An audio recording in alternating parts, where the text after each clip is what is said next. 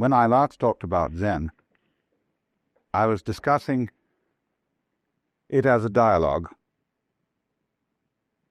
between master and student, and I was discussing it to a great extent in relation to Far Eastern culture, how it is in effect a method of liberation from the culture. All of us need to be liberated from our culture to a certain extent, because education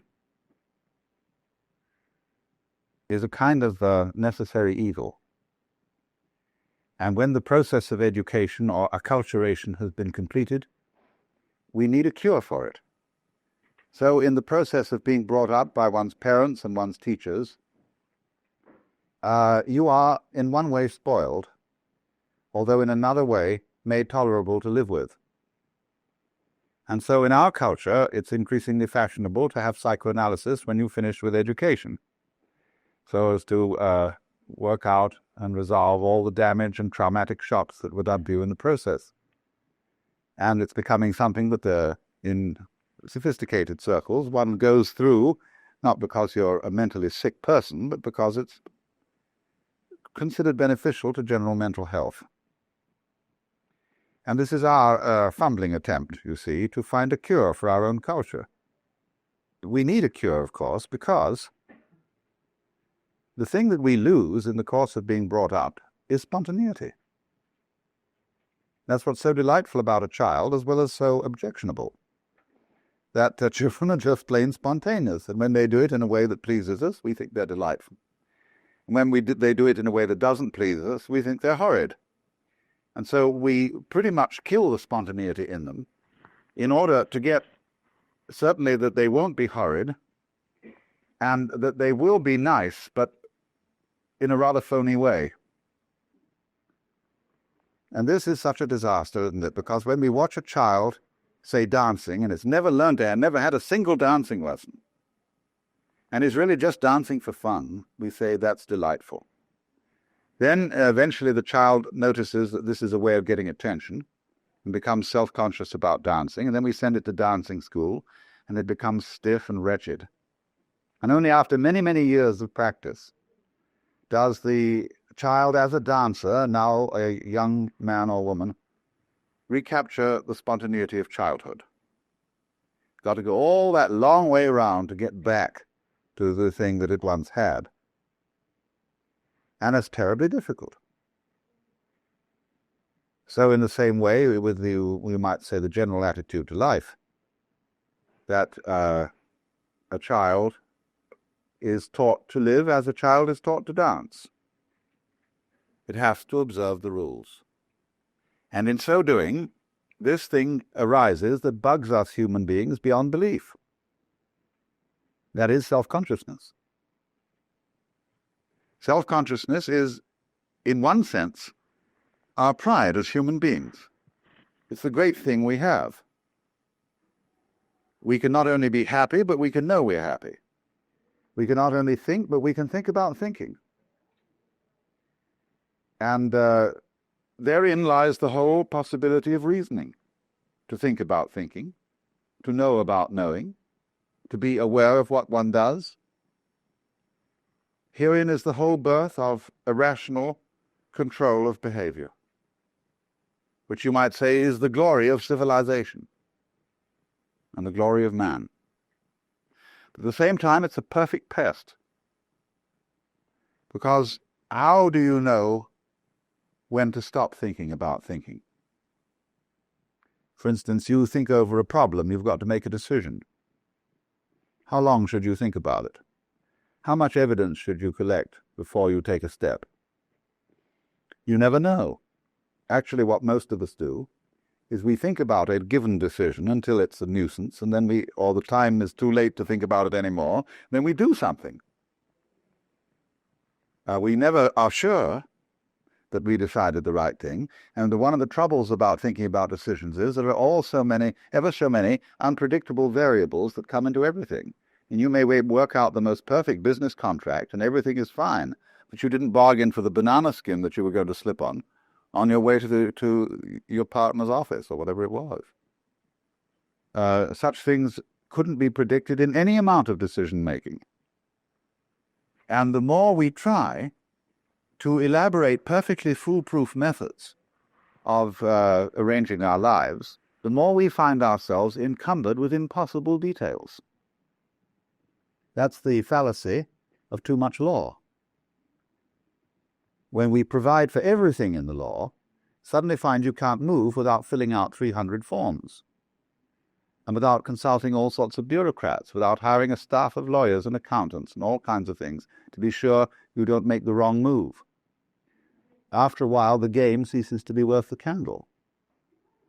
I mean, life becomes so safe that it's not worth living at all. So this is one of the problems of being self-conscious. And all education, you see, is an instruction in self-consciousness. What do you learn in education? You learn fundamentally words. In other words, symbols about reality. And through words, we're able to talk about living. And so think about living, and so have knowledge about it. You see, no knowledge is academically respectable knowledge, unless it's knowledge in terms of words or in terms of numbers. That is to say, in terms of a symbolic language about life. But you see, once you're in that position, once you know that you know, and you know you're alive, and you know you're going to die because you can predict, you feel you've lost your innocence. Something's gone wrong. This, in the Christian tradition, was the knowledge of good and evil. What it says in Hebrew is not exactly moral good and evil that was known as a result of eating the fruit of the tree, but what was advantageous and disadvantageous. It gave you the gift of being like God. That is to say, the gift of being able to control the course of events. And anybody who controls the course of events, you see, probably puts himself in the situation of the sorcerer's apprentice. The Lord looking down at her and says, okay, you wanted to be God, man, you go ahead and try. You get in more and more of a mess. You know, you succeed amazingly. Just like the sorcerer's apprentice actually made that broom go and fetch water for it. But he couldn't stop it. And as we say today, you can't stop progress. So then the whole problem of self-consciousness is that you're always in a dither and a doubt. We call this anxiety. And a nostalgia develops among us for the age of innocence. Would it be nice not to have to make any decisions, to act entirely on whim? And if you got into trouble, well, that would be all right, because you wouldn't have been worrying about it. See, when a moth mistakes a candle for its sex call, which is what happens, that's why moths fly into candles. The moth makes a mistake, and powie, it goes out. That's that. Moth doesn't worry on the way to the candle whether it's going to get burned. And, of course, the moths are sufficiently prolific so that one moth more or less lost in a candle doesn't matter. Hundreds of moths lost in candles don't matter. They just go on. And so you might imagine a human civilization where people make mistakes, and yes, they go off with a glorious bang instead of a whimper. And that's that. They wouldn't worry. They'd live magnificently. But we can't possibly go back and do that. You can't on purpose give up self-consciousness. You can't give up worrying. You can't give up thinking about yourself. And above all, you're terrified to live spontaneously, because you might do something wrong. However, the center of Zen training is to live spontaneously. And this is why it's so fascinating to many Western people, especially Western intellectuals, who are overburdened with self-consciousness. Because what fascinated people about Zen when they first heard of it through Dr. Suzuki's writings was Zen stories. I lent a book of Zen stories once to a friend of mine, years and years ago, and he was in hospital. And when he gave it back to me, he said, gee, he said, I didn't understand a word of it, but it cheered me up enormously.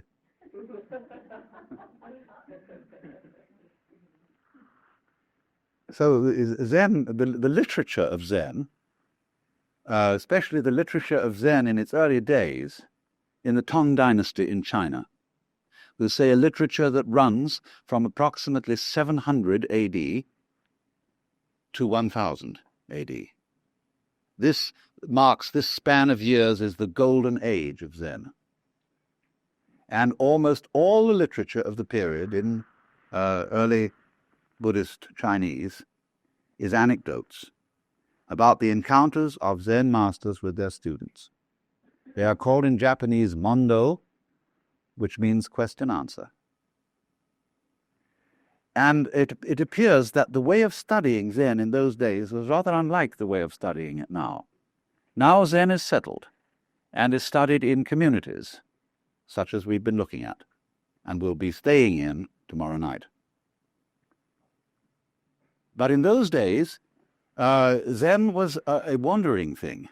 In other words, if you became a Zen monk, you did a great deal of traveling. And instead of sitting on your fanny most of the day, you trudged. You were walking along through prairies, mountain paths, rugged country. You were visiting master after master after master to find one who would answer your question. Now, in a very natural way, supposing a person is questing, you are a seeker. You're not a phony seeker, but a real seeker. That is to say, you have within you a burning desire to find out what it's all about, who you are, what life is, what reality is, or what's the way out of the mess. You want to become, instead of a mixed-up human being, you want to become something as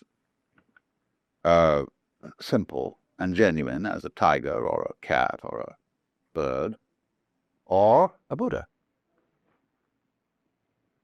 So those monks used to wander and wander and wander in search of a man who would answer the question. So one of the first stories is that when Bodhidharma or Dharma, who you see all over Japan as the man with big eyes, a bushy beard, usually dressed in red with no legs, he came to where Bodhidharma was meditating and said, "Master, I have no peace of mind. Please pacify my mind." Because he didn't even get in for a long time to ask the question, because Bodhidharma refused to see anybody. Finally, when he cut off his left arm as a token of his sincerity and presented it to the master, Bodhidharma said, "All right, what do you want?" Well, he said, "I have no peace of mind."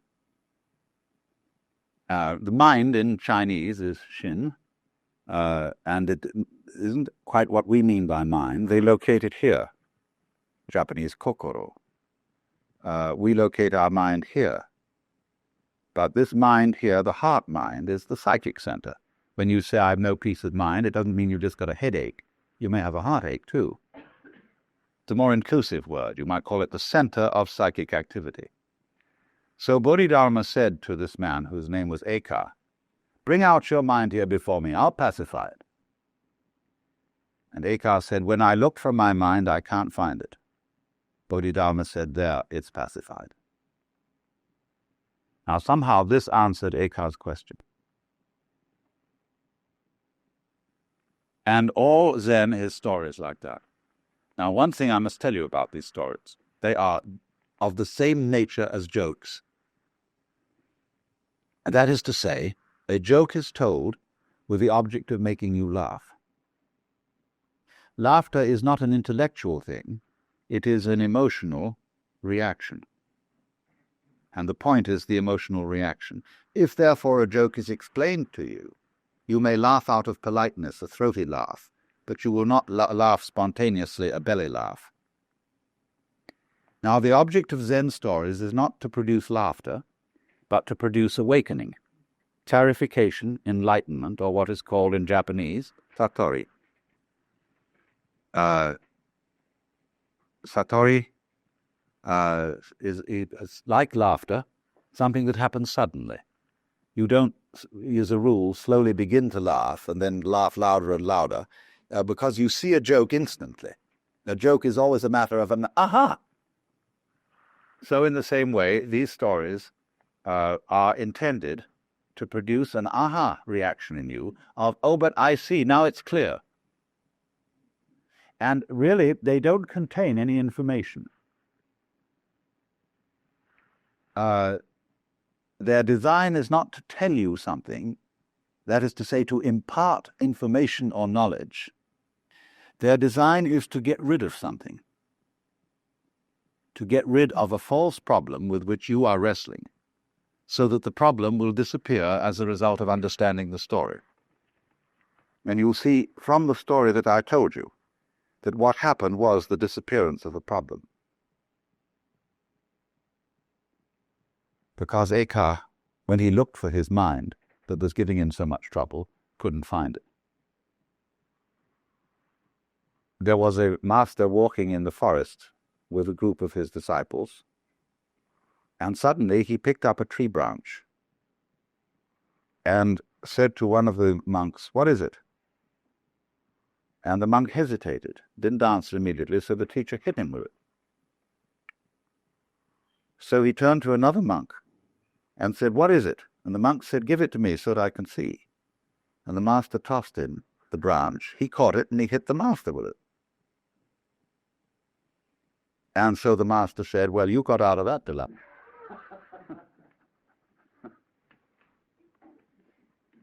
There was another occasion when an officer of the army came to a Zen master and said, "Sir, I've heard a very strange story and I want to know your answer to it. Once upon a time there was a man who kept a goose in a bottle, and it grew so large that he couldn't get it out.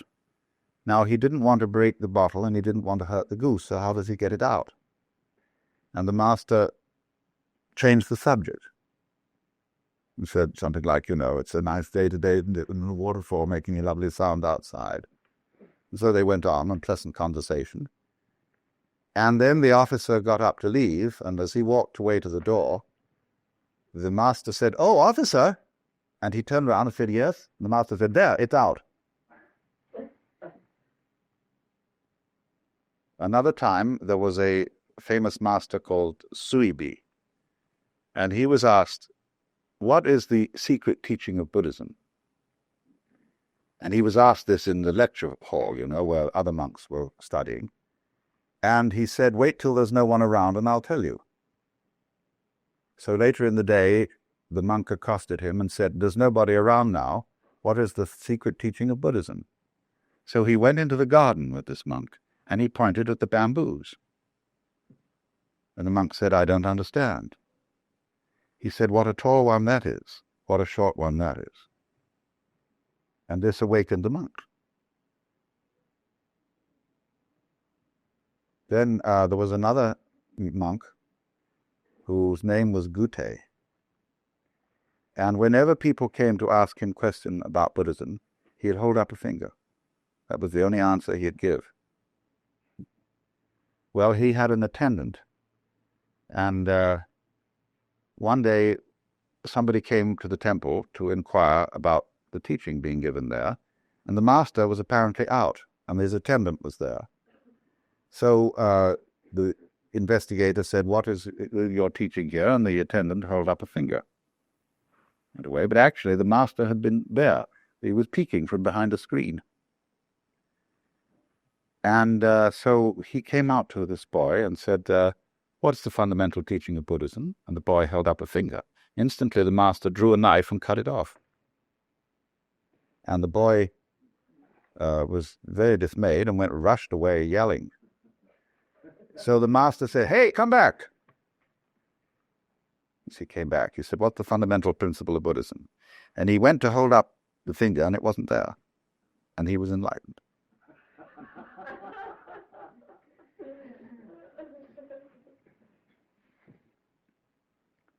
There is a Chinese god whose name is Ping Ting, and this is the god of fire.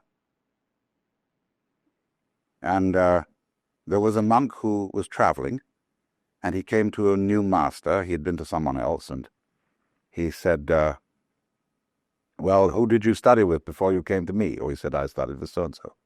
He said, what did he teach you?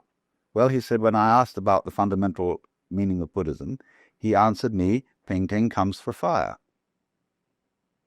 Well, the master said, that was an excellent answer, but I bet you didn't understand it.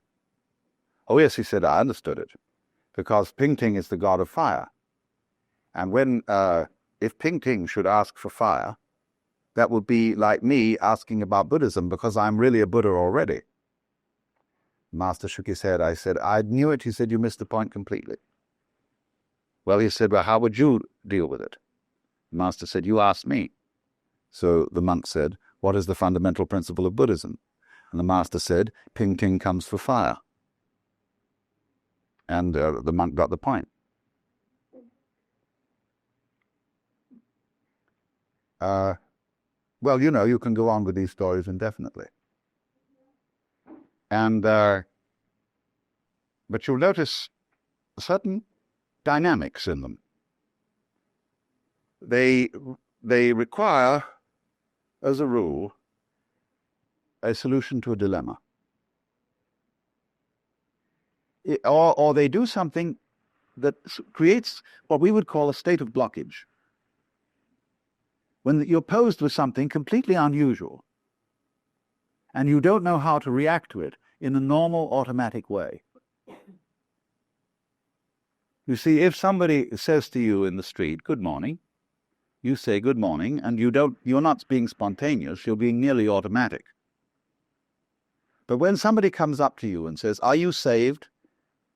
Or do you accept Jesus Christ as your personal savior? It's a very unusual question, and it stalls most people.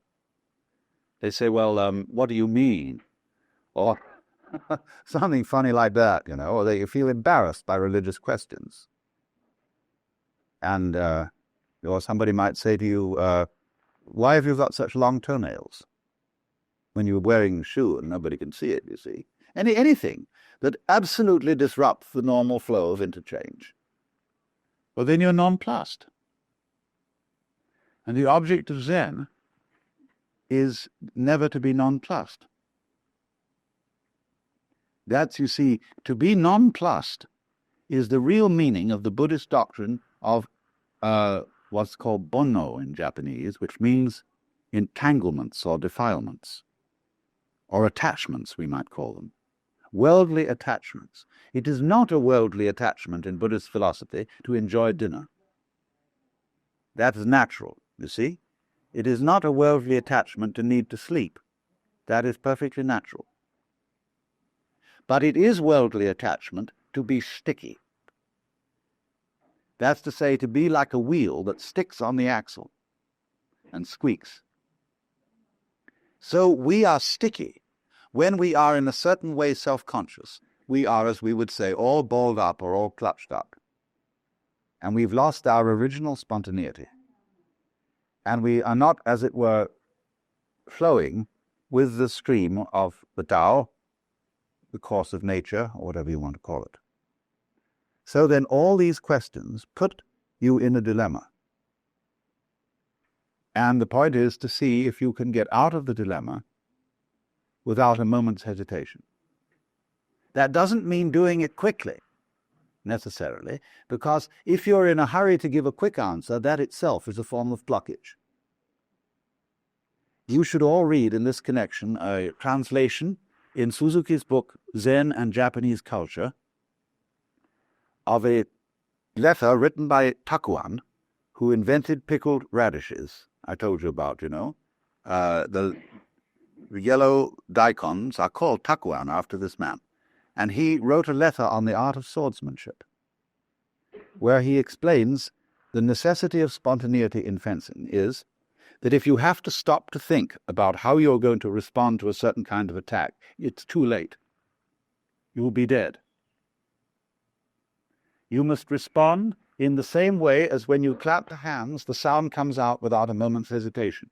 Or when you strike steel on flint, there is no waiting before the spark comes out. But he adds, if you try to be quick, this will itself be a block. So when, you may know this, that when people are trained in the use of the sword, they get what Anne Clark bought the other day, which is a bamboo sword to start with.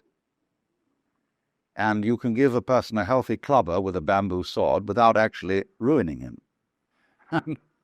So the teacher may well have you work around the house doing various chores as a sort of janitor when you begin in sword school, and will take every possible occasion to surprise you and hitting you with a bamboo sword. And you're expected to defend yourself with anything available, with the cushion, with the broom, with a saucepan, anything you happen to be handling. Defend yourself immediately. Well, after a while, if you're going around your everyday work expecting to be jumped on in a minute, it becomes rather nerve-wracking. Especially if you're thinking all the time about where's it going to come from next. And you discover that the more you make plans and try to calculate on where it's going to hit you next, you will always be outwitted. Because the teacher is infinitely clever and will always come from an unexpected direction. So at last there arrives a point where you just give up. You stop planning. And you just go around relaxed, and if it hits, it hits. And then you're ready to start fencing.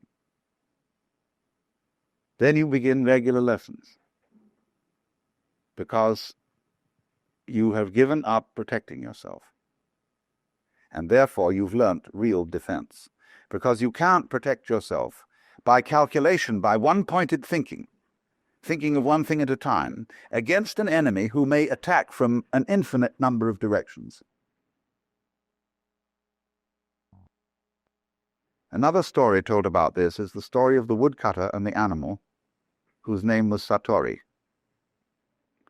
There was once a woodcutter working in a clearing in a forest, when he saw a strange animal peeking at him from behind a bush.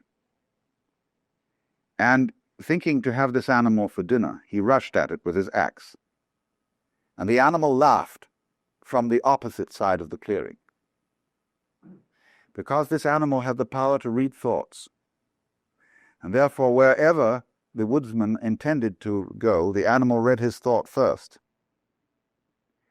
And so the animal began to talk and mocked him and said, "You think you're going to do, I'm going to be this place next," because the woodsman naturally thought, when I see him next, instead of going to where he is, I'll go to the opposite side of the clearing. And so this went on until the woodsman got absolutely furious, and he returned to chopping the wood. And the animal laughed and said, "So you've given up." And just at that moment, as he whanged the axe against a tree, the head flew off and struck the animal dead. That's the way you have to attain Zen. So you see what happened here. The boy who studies swordsmanship is put in this impossible situation where he can't do anything right. Everything he does is wrong. And therefore, after finding this out, that nothing will do because it's all self-conscious, he gives up.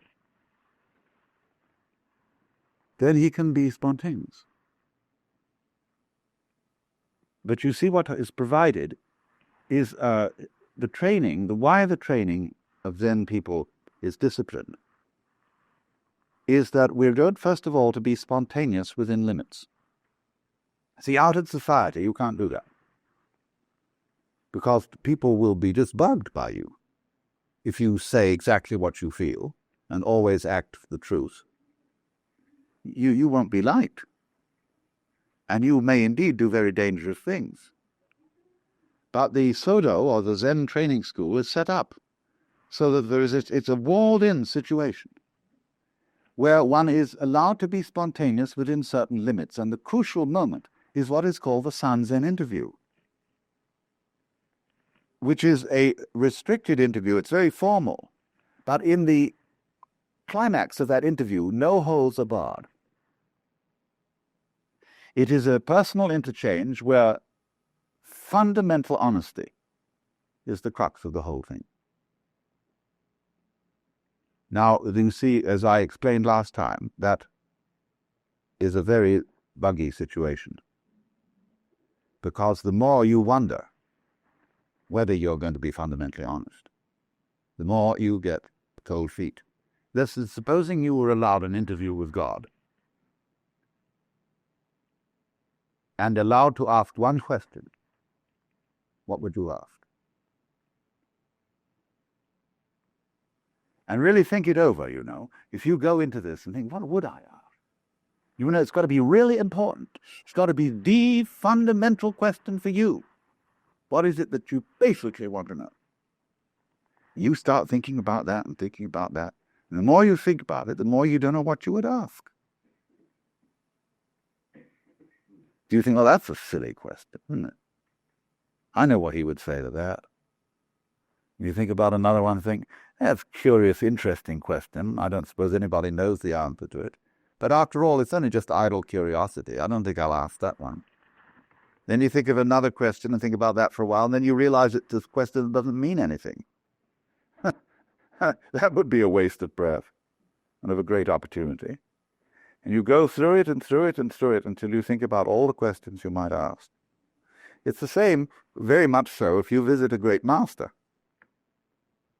You know, you might get an interview with a Zen master while you're here, and with as if an interpreter present. What do you want to ask him? You've got this one chance. What do you want to know? I remember a friend of mine who went to Yamazaki Roshi, who used to be at Shikokuji.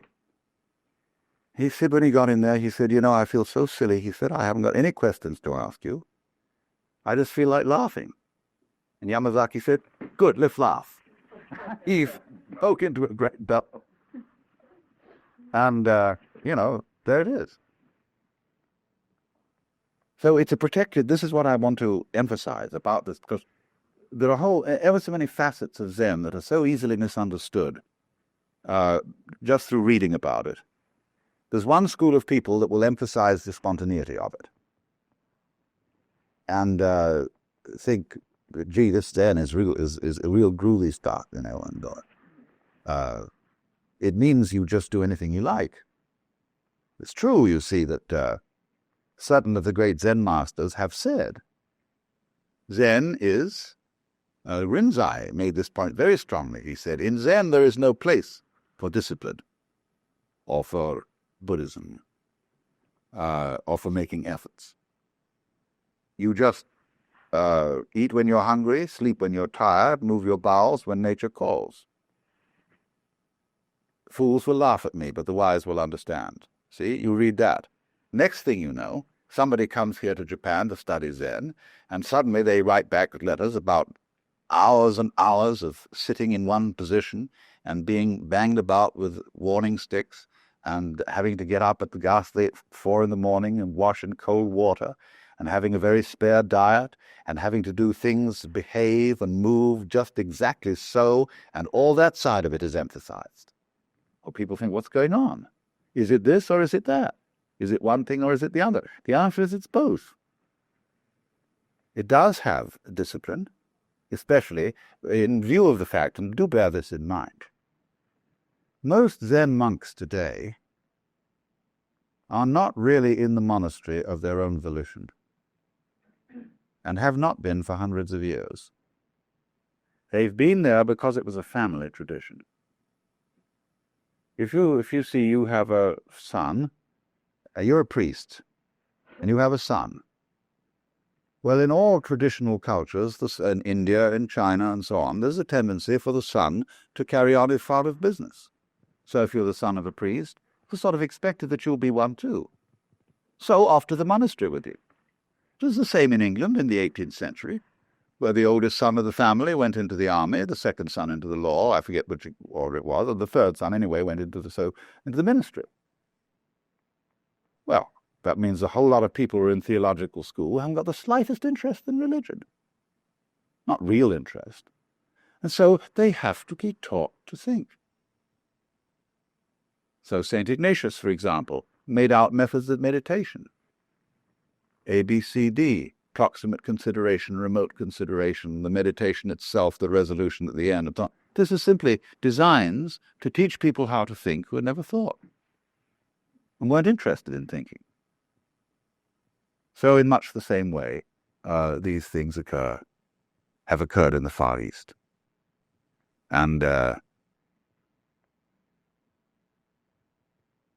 great deal of it is therefore designed to discipline people who have no real motivation for the discipline in question, the study in question. So now, one of the great features of Zen training is to develop within yourself what is called a great doubt. And the koan system is used to develop a great doubt. Here you are, you're asked to hear the sound of one hand. And, if you're an American and you've come over to Japan to study Zen, you've gone to a lot of trouble. You obviously have some sincere motivation. And you just can't get the answer to that one hand thing. And it becomes more and more a matter of life and death because it seems terribly important to find this out. So you have a great doubt. That is to say, you have an urgent spirit of inquiry.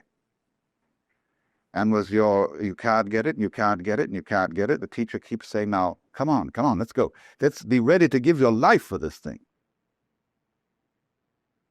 But you see, if you go into a Zen monastery, and you don't have that spirit of inquiry that led you across the ocean at a great deal of expense, you're just someone who was brought up, one of the boys in the neighborhood, and he went into the monastery.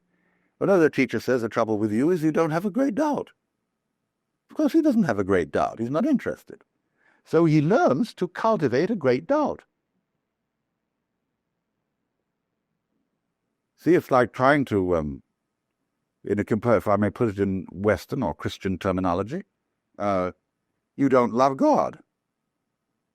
You've never seen him. You don't know anything about God. Why the devil would you love God? Somebody comes along and say, you got to love God, This is terribly important. It's the first commandment. Oh, geez, I got to love God. So what do? We sit down and say, dear God, I love you. Dear God, I love you. Dear God, I love you. Dear God, I love you. Come on, you've got to get this feeling going. Get that going. And then the preacher can tell all sorts of stories, you see, and move you, terrify you with the fear of hell if you don't love God. Or you should say how beautiful Jesus was. That was the revelation of God. Now you ought to love that. If you ought to love your mother. Probably, hey, that ducks. So, you see, you get this thing. Work on that great doubt. Well, you see, the trouble is you can't get a great doubt to order. You can't tell anybody anything to order. If you could, let them. Do you know what?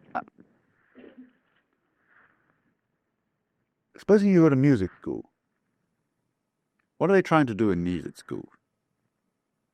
They're trying to find methods for teaching creative musicianship. Whether you're a player or whether you're a composer or whatever.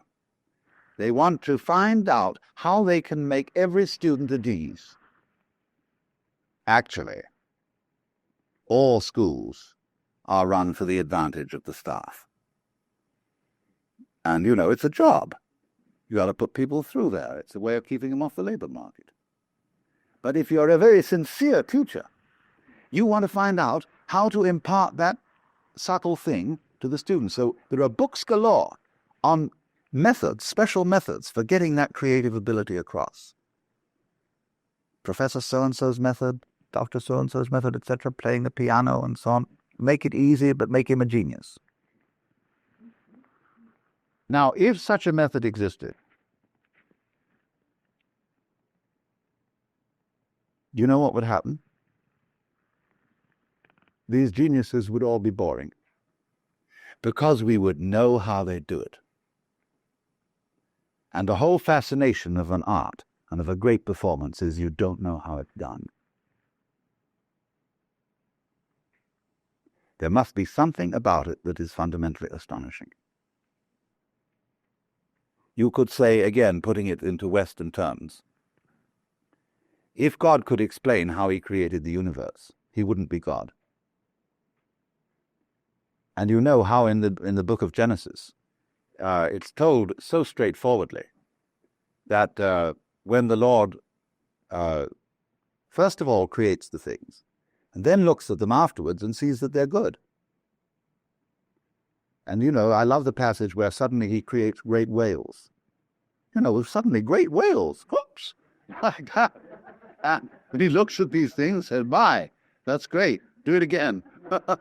And so in this way, there's a Zen poem which says,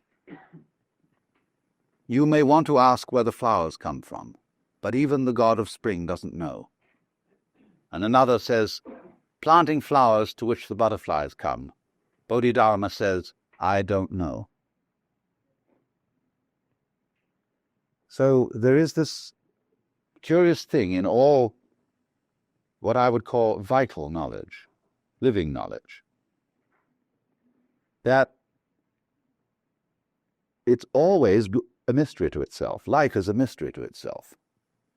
For the same reason, you see, there's a Zen poem which says, it is like a sword that cuts but does not cut itself, like an eye that sees but does not see itself. So in this way, what there is fundamentally, basic reality, knows itself and doesn't know itself. If it did know itself thoroughly, it would stop.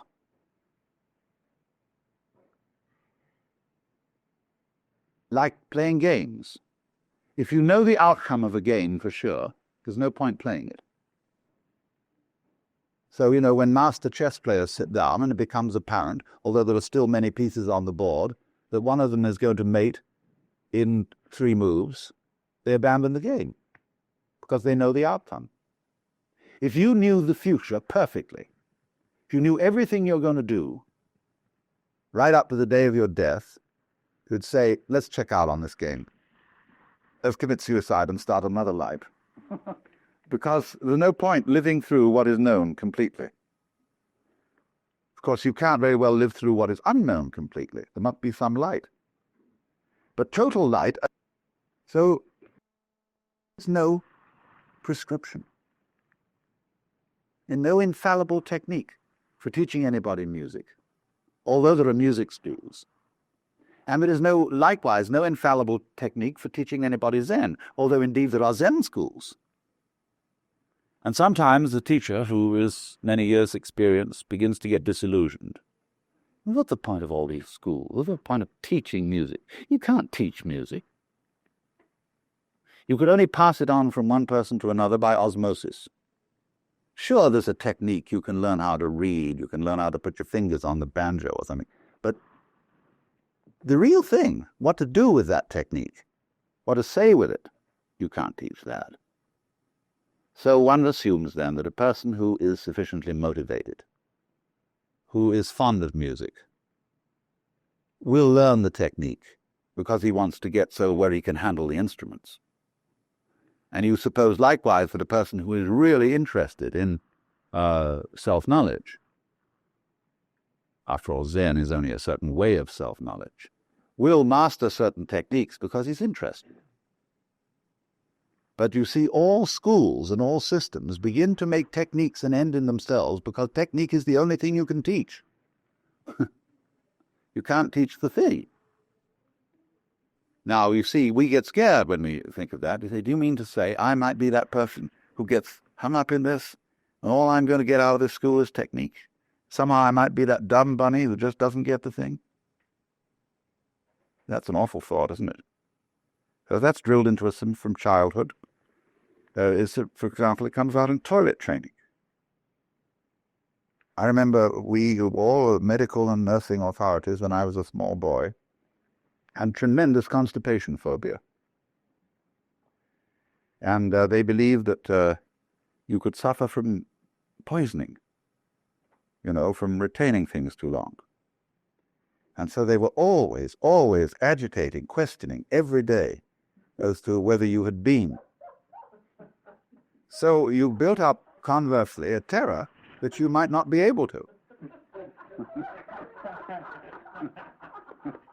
And this, in its turn, built up tensions that were actually constipating. So everybody was constantly being filled with cascara sagrada, California syrup of figs, castor oil, bombshell of every description, which upset the natural. So, in the same way, you might think, I'm going to practice meditations or something and study Zen, but will I be the poor fool who never gets the point?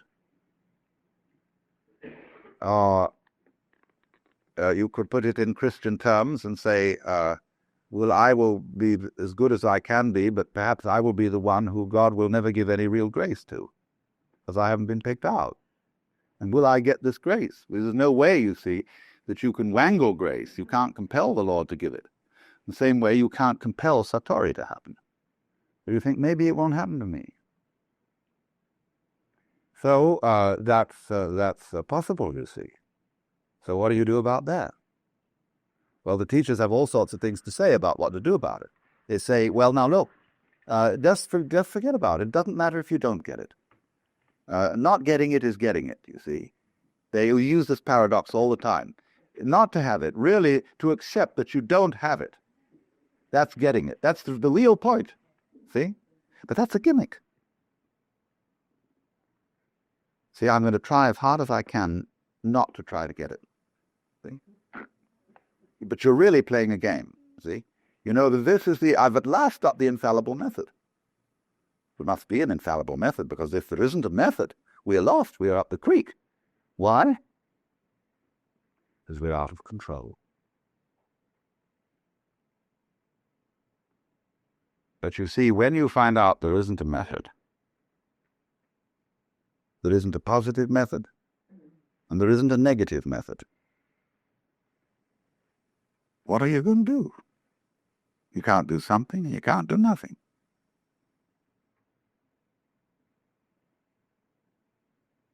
You can't let go of the thing, because after all, you got curious about it. And this is what's called having swallowed a ball of hot iron. You can't gulp it down, and you can't spit it out.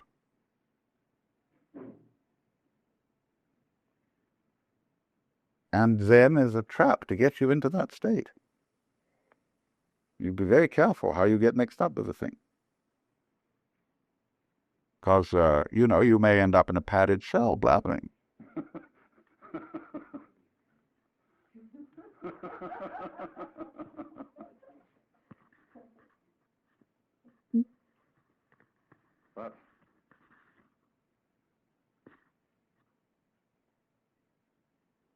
That is the quandary it is, and that's why ever so many opposite things can be said about Zen.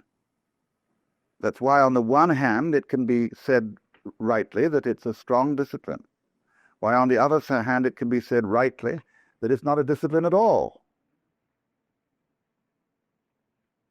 And it isn't that it's just a mixture of things. Zen isn't sort of partly a discipline and partly spontaneity. Whatever is said about it can be said of all of it. And therefore it seems to be paradoxical. And one always can get into difficulty by neglecting some side of it and saying, well, that doesn't matter. Sometimes it's true that it doesn't matter. Sometimes it's not true. It may be just the thing that you need, the side you say that doesn't matter. So there's no way, well, what I'm trying to say is, there's no way of putting your finger on this thing. There's no way of nailing it down, and that's the whole point. Because you see, fundamentally, Zen makes you do what you're doing all the time, only it makes you do it consistently. Let's supposing you're sitting in your padded cell, and you suddenly found out this little game. See, you got your one hand clasped by the other and your thumb sticking out here at the top. And you look at that thumb and say, ooh, look at that, whoops, and then try to catch it. No. No. No. Here we go. No. No. Come on, let's get it. Come on, let's get it. Come on, get that thing, get that. See? Ooh, that's what we're doing. See, here's me, and here's knowing about me. Oh, I want to and control myself, you see. I want to get hold of that thing that's me. Because when I get hold of it, I can control it. Then I'm going to be all right. Got to get hold of it. And so we're doing that. And as a result, we have astounding illusions that I was describing right at the beginning of these seminars. The illusion of separateness. You see, I didn't realize when I did this that the thumb isn't separate from the hand. It's all one. Now we have the illusion, because it's drilled into us through acculturation, that each one of us is a separate ego, separate center of awareness, little living pulp of some kind, that lives in a strange world. Scares the hell out of us. What makes you think this, you see? How did you end by this world in which you're a stranger? See, it's really obvious that that isn't so. Only it's not obvious to most people. It's really obvious that you, the real you, deep in, is this thing that is reality.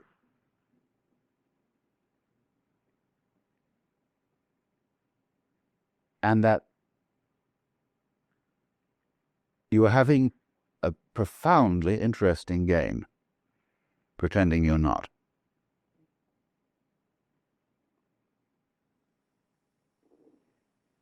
And you're going through all kinds of amazing mazes to play this game. And mostly running in terror from your own shadow, jumping at the sound of your own heart beating, having goose pimples rise on your back at the sound of your own footsteps. Wow. And you are always exploring into this world and finding it gets stranger and stranger as you look out into the infinitudes of space where you thought everything was pretty rational. You know, there were these other galaxies that were millions of light years away, and you go, well, there's just other galaxies out there. Suddenly something called a quasar turns up. And nobody understands what a quasar is. They defy all the things that we thought we knew. And so it gets stranger and stranger. And the more you probe inwardly, you know, you sort of lift the skin off your own stomach and take a look inside. What a weird world that is. And you think, cover that up. I feel like I feel when I see spiders or ants or something. You get the shivers and the creeps from it. But you see, what you're getting the creeps at is yourself in an unfamiliar aspect, the unknown side. Because at last comes recognition. When the most far out thing, the thing that seems the most totally other, you say, why? That's me. And what a relief. But at the same time, what fun to begin all over again and have a new surprise, something different.